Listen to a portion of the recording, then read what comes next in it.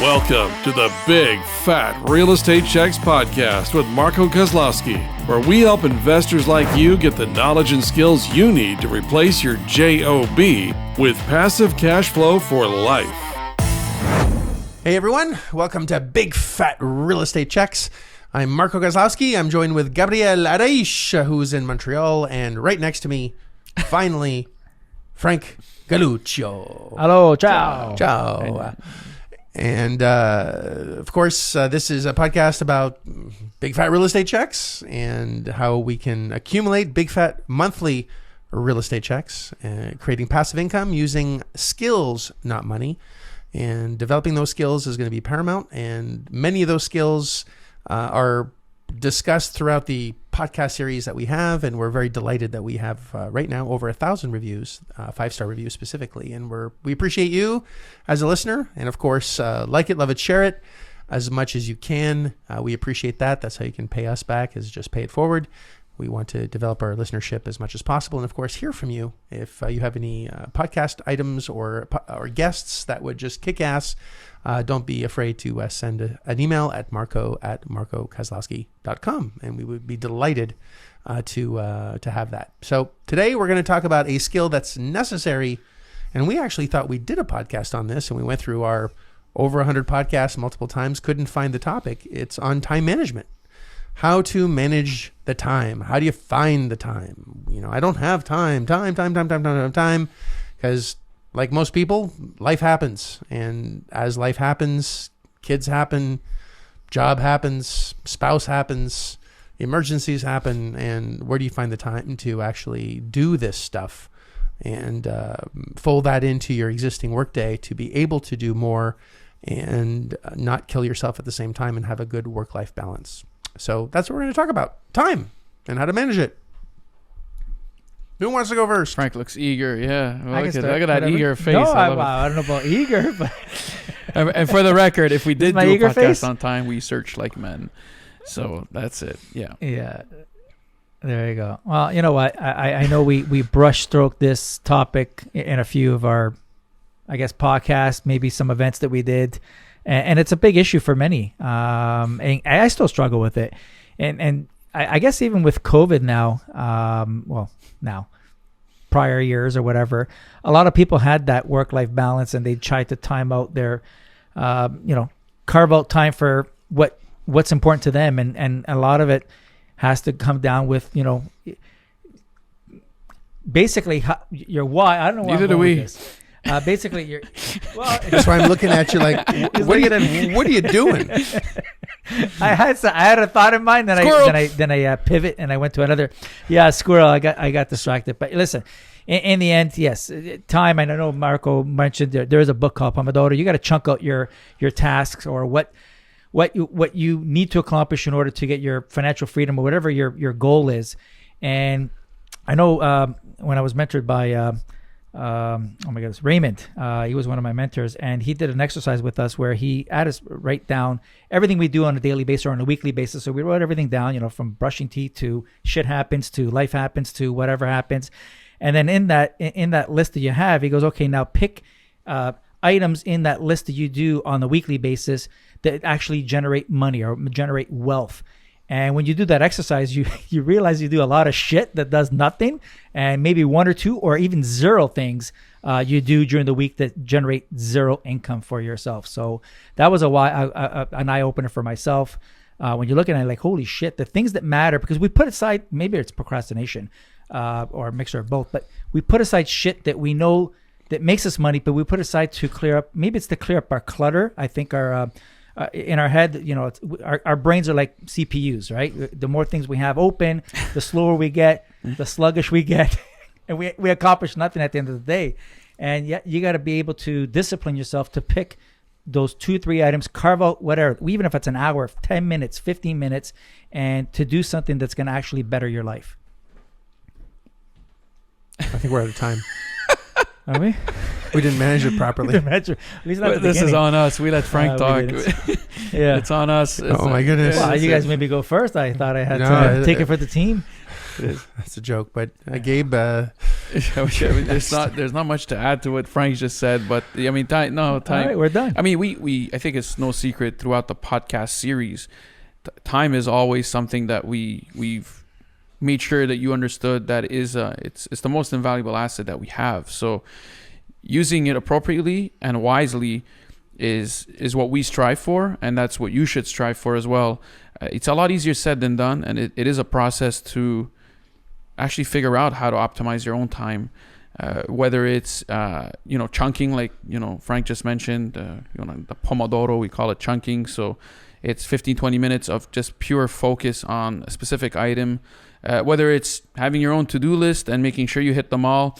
What's kind of interesting about a to-do list is it doesn't matter how many items there are on it. If you can hit them in sequence, you'll get through them pretty quickly. But I think what's more important than that is not the amount of items that are on your checklist or your to-do list. What you should have every day on your to-do list is you should at least complete one thing that's considered transformational for you, whether it's going to add value to you or to someone around you. And that's what we call something that's transformational, not tasks like just paying bills or going to the groceries, but something that has a real impact. Because if you can get that done as early as possible in the day, and I guess each of us have our own timeline. I know Frank wakes up at like 2 p.m. every day, or he's not functional otherwise. But no, I kid. That's 10 a.m. for him. But I know that before It is 10. like that's It's right. 2 o'clock Like somewhere I need else. to have something done transformational every morning before 8:30 or 9 a.m. is hit. So that's kind of my definition of a successful day, and then I can go on with the rest of my day and continue on and doing different tasks. And there are certain things that I have on my to-do list every single day that you may not consider transformational. For me, it's spending time with my family and all that. It is transformational to me, but not everyone would consider that to themselves. So that's what I would do. There's other things too in terms of time, and I think maybe Marco, you can allude to this too, but it's time is also gained if you're able to leverage other people's time, right? So if you can leverage other people's time, then you can use that time that someone else is doing that task. You can be doing something else, whether it's more transformational things, whether it's developing more business ideas, whether it's just working on a specific project that really requires your own attention because you're the best person for that task at that moment. So there's a lot of ways to manage your own time and to deal with time management. Again, just like Frank said, I think I still struggle with that part, because whether it's because I want to do more than I should be doing and I'm not delegating enough, whether it's because just like everyone else, life gets in the way. We have families as well. We have different things come up in life where you need to address them. But it is a crucial point. It is a crucial item that you need to take care of and manage every single day so that you can have the best possible life. Maybe we need a stop-do list as opposed to a do list. Or a delegate Which is list also really is important, what it right? is. I think. Well, no, a stop-do list. So stop doing the shit that you're not, you don't enjoy and that's not making you money. So you put the stop-do list, and then exactly what you just said, leverage your time, clone yourself or whatever. Leverage your time with other people that know how to do it. That's not, in your wheelhouse, if you want to call it that. So you can, relieve yourself of that and free up your time. Like, listen, you got you got millionaires that have like 10 businesses, and some people can't even float one. So how did they do it, right? And Pomodoro, just for the record, is an actual book called Pomodoro, which is The Pomodoro process. which is called tomato in Italian, which I have no clue. The tomato what process. the relation is, but Well, it's because you can eat it in You small slice it up. bites. It's a small tomato, right? Oh, So you can gotcha. eat it in small bites. I'll It's tell that to my son. He eats the whole thing like an apple. like popcorn. Yeah. That's funny. Like popcorn. Inside joke. Yeah. I think clarity is important to help manage time. You have to get clear on what you want to achieve, and if you, at the end of every day, just meditate on what are the 5 must-do things, or even 3 if you want to keep it short for now. What are the 3 tasks that have to be done tomorrow? And if you meditate on before you go to bed, these are the 3 things I have to get done tomorrow, and that will help my goal or my journey in order to achieve the goals that I'm looking for. And if that's learn a skill, develop a relationship, so you can start delegating. Clarity and understanding of where you are and where you need to be, and then figure out a map on how to get there, even if it's not perfect, because there's no straight shot to any mountain. There's peaks and valleys to it. So clarity of where you want to go and where you intend to be, and what are the absolute necessary people in your life that will help you get there, and what are the absolute necessary tasks or knowledge base or skills that you have to develop in order to achieve that goal. And if you are clear on that, I think you'll manage your time better. And again, it just has to be 3 things. It can be very small things. And if you just focus on 3, everything else will follow. And don't let busy things get in the way of those 3. And I mean 3, if I don't do this, I'll die. And I use actually procrastination. I think I might have talked about this before. It feels like I have. I use procrastination as a tool to actually be successful. And what I mean by that is I'll have a list of 10 things, and I will allow myself only to do 8 in order to not do the last 2 that I'm putting off. So I can't put those other 2 off unless I do 8. So I get a lot done because I'm procrastinating those other 2. And those other 2 then go to the top of the list, and so on and so forth. And I have a 10 by 10 process where I want to do 10 things by 10 a.m. as well. So by 10 a.m. I've done at least 10 things. So my list is a lot longer than most, but I started with 3. And I think clarity and just giving yourself a deadline that is, it's this or death, will really help as well. I like the 10 p.m. 10 by 10 p.m. 10 by 10 p.m. 10 by by the 10th each month by the 10 of 30-10. Yeah. Well, hey, to each their own, man. You're not a morning person. I get it. I'm counting sheep, man. That's what I'm doing. That's one of my 10 before 10. Count sheeps, but yeah, Well, for me, it's 10 by 10. For Gabe, it could be 10 by 10, and you could be, by 10 by 12, or 10 by 1, whatever it is, or 3 by 3, whatever it is. But just stick to it, because success is brick by brick. You can't build the whole wall without building one brick at a time. But each brick that you lay needs to be a really well laid brick. So you just have to make sure it's done. But the clarity point is really important, and I think clarifying your tasks should come before or the first thing, because then you can clarify who's going to actually take care of those tasks, because they don't have to be you, right? Like it could be you, if it has to, but if your first option is to write down the tasks that need to be done, your second exercise could be, well, who's going to take care of those? And that doesn't have to be you. So that's another way of achieving. This is how you go from 3 by 3 to 10 by 10, or to even 15 by by 8. If you can leverage other people's time, you can get a lot more things done. And there's a lot of people out there that just need to be told what to do, and they thrive in that role. They enjoy doing certain tasks and accomplishing things, and they're rewarded for their time as well. So it's just what they consider a reward to them is different than what you would consider a reward for yourself. Well, for example, how many people do we know that manage their own property? I have to manage it. I have to cut the grass. I have to do this. You're working for minimum wage at that point. You should not be focused. Management company will take a percentage, and they definitely won't do it as good as you.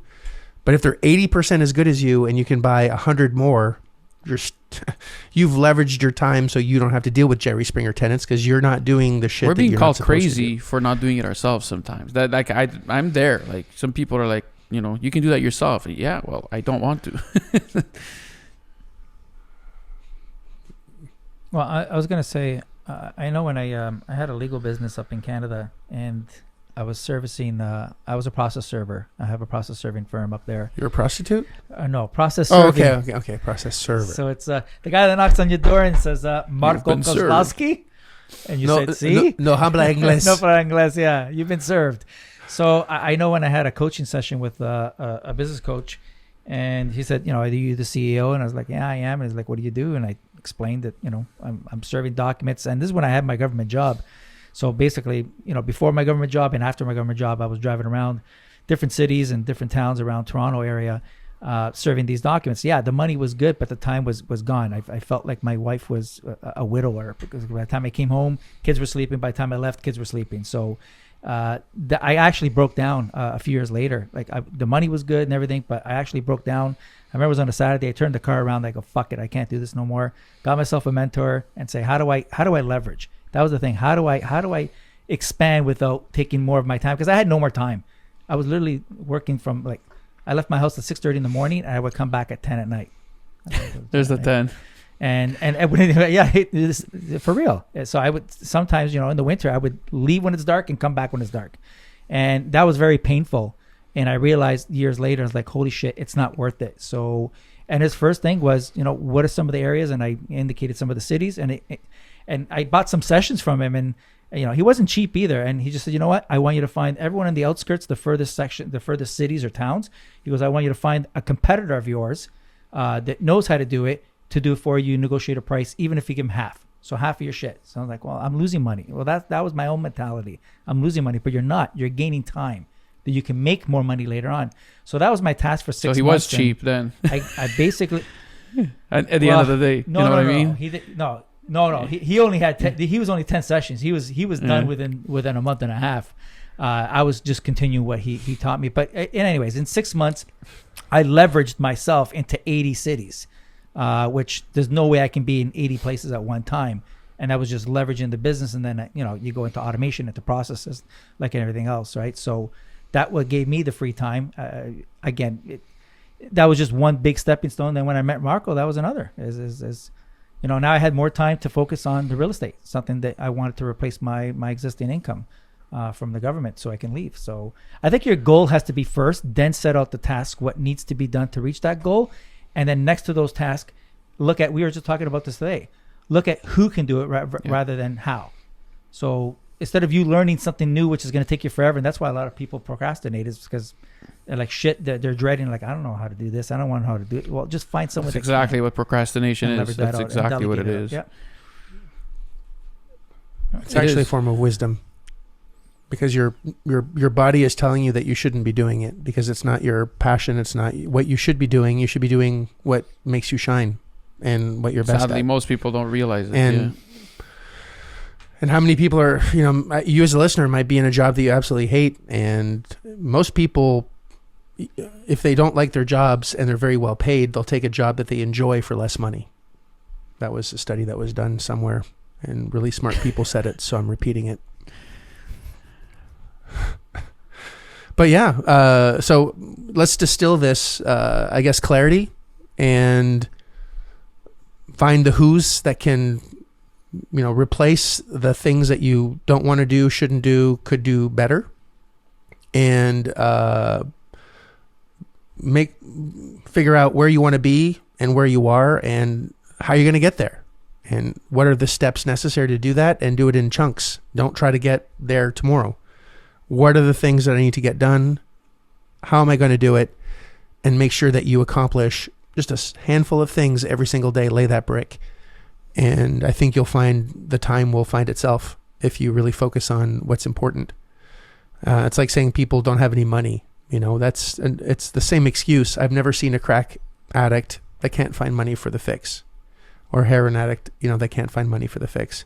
So if your desire is big enough, you're going to do whatever it takes to get to that goal. And if you don't have that burning desire, even if you think you have the burning desire, but you're not doing anything towards it, you really don't. Because if you really wanted to lose weight, you would. If you really wanted to, make millions of dollars, you would.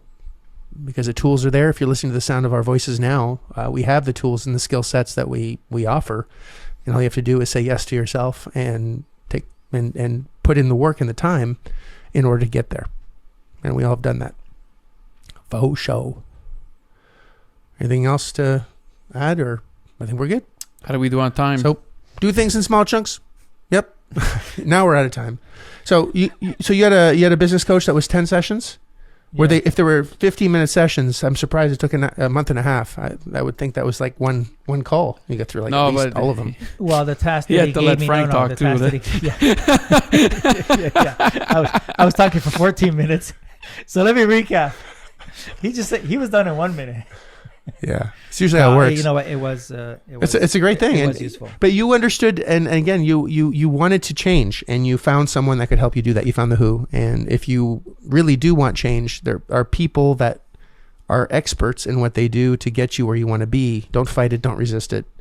Run towards it, and you'll absolutely have a fabulous life by embracing change and embracing